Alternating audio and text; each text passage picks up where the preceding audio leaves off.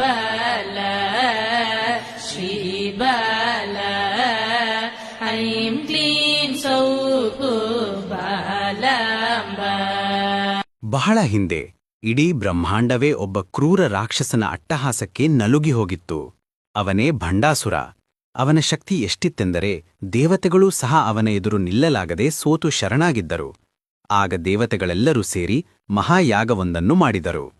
ಆ ಯಾಗದ ಅಗ್ನಿಕುಂಡದಿಂದ ಪ್ರಜ್ವಲಿಸುವ ಸೂರ್ಯನಂತೆ ಉದ್ಭವಿಸಿದವಳೇ ಶ್ರೀ ಲಲಿತಾ ಮಹಾತ್ರಿಪುರ ಸುಂದರಿ.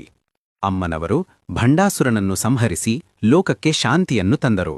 ವಿಜಯದ ನಂತರ ದೇವತೆಗಳ ಪ್ರಾರ್ಥನೆಯ ಮೇರೆಗೆ ತಾಯಿ ಲಲಿತೆಯು ತನ್ನ ಭವ್ಯವಾದ ಚಿಂತಾಮಣಿ ಎಂಬ ಗೃಹದಲ್ಲಿ ದರ್ಬಾರನ್ನು ನಡೆಸಿದಳು. ಅಮ್ಮನವರು ತನ್ನ ಆಸ್ಥಾನದಲ್ಲಿದ್ದ 8 ಮಂದಿ ವಾಗ್ದೇವತೆಗಳನ್ನು ಕರೆದರು. ನನ್ನ ಗುಣಗಳನ್ನು, ರೂಪವನ್ನು ಮತ್ತು ಶಕ್ತಿಯನ್ನು ವರ್ಣಿಸುವಂತಹ ಸ್ತೋತ್ರವೊಂದನ್ನು ರಚಿಸಿ ಅದನ್ನು ಭಕ್ತರಿಗೆ ದಯಪಾಲಿಸಿ ಎಂದು ಆಜ್ಞಾಪಿಸಿದಳು. ಅಮ್ಮನವರ ಆದೇಶದಂತೆ ಆ 8 ವಾಗ್ದೇವತೆಗಳು ಭವ್ಯ ರೂಪವನ್ನು ಕಣ್ತುಂಬಿಕೊಂಡರು. ಅವಳ ಕರುಣೆ, ಅವಳು ಭಂಡಾಸುರನನ್ನು ಕೊಂದ ಶೌರ್ಯ, ಅವಳ ಸುಂದರವಾದ ಮುಗುಳ್ನಗೆ ಇವೆಲ್ಲವನ್ನೂ 1000 ನಾಮಗಳಲ್ಲಿ ಸೆರೆಹಿಡಿದರು. ಅಮ್ಮನವರ ಸಮ್ಮುಖದಲ್ಲೇ ಈ ಸಹಸ್ರನಾಮಗಳನ್ನು ಮೊದಲ ಬಾರಿಗೆ ಪಠಿಸಲಾಯಿತು. ಇದನ್ನು ಕೇಳಿ ತಾಯಿ ಲಲಿತೆಯು ಅತ್ಯಂತ ಪ್ರಸನ್ನಳಾದಳು. ಇತ್ತ ಭೂಲೋಕದಲ್ಲಿ ಮಹಾತಪಸ್ವಿಗಳಾದ ಅಗಸ್ತ್ಯ ಮಹರ್ಷಿಗಳು ಕಾಂಚೀಪುರದಲ್ಲಿ ನೆಲೆಸಿದ್ದರು. ಅವರಿಗೆ ದೇವಿಯ ಪೂಜೆಯ ಬಗ್ಗೆ ಎಲ್ಲವೂ ತಿಳಿದಿತ್ತು. ಆದರೆ ಏನೋ ಒಂದು ಕೊರತೆ ಕಾಡುತ್ತಿತ್ತು.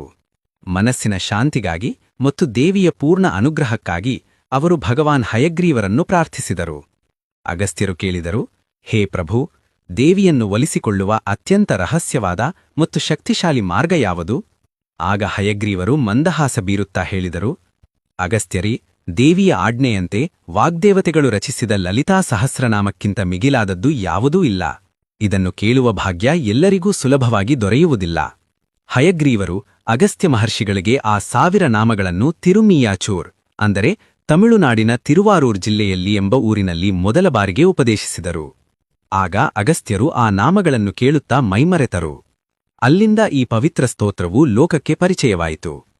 ಅಂದಿನಿಂದ ಇಂದಿನವರೆಗೂ ಭಕ್ತರು ಅಮ್ಮನವರ ಅನುಗ್ರಹ ಪಡೆಯಲು ಈ ಸಹಸ್ರನಾಮಗಳನ್ನು ಅತ್ಯಂತ ಭಕ್ತಿಯಿಂದ ಪಠಿಸುತ್ತಿದ್ದಾರೆ.